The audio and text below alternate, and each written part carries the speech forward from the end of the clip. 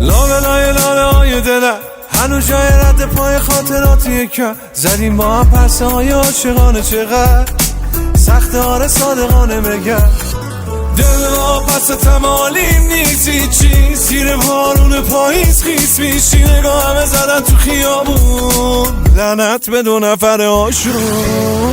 من به عشق تو نصف شبی زدم بیرون از خونه مثل قدیم.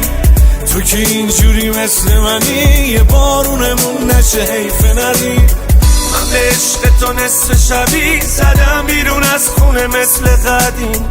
تو که اینجوری مثل منی یه بارونمون نشه حیف نری.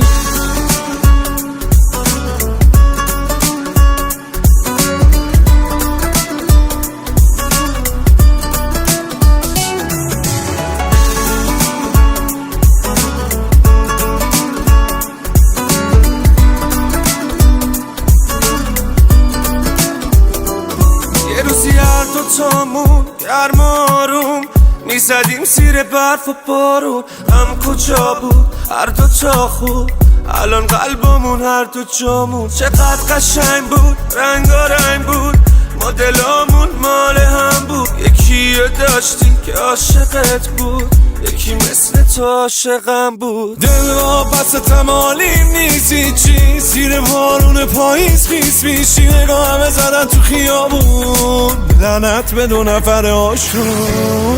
من به عشق تو نصف شبی زدم بیرون از خونه مثل قدیم. تو که اینجوری مثل منی یه بارونمون نشه حیف نری.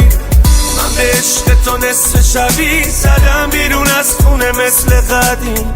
تو که اینجوری مثل منی یه بارونمون نشه حیف نری.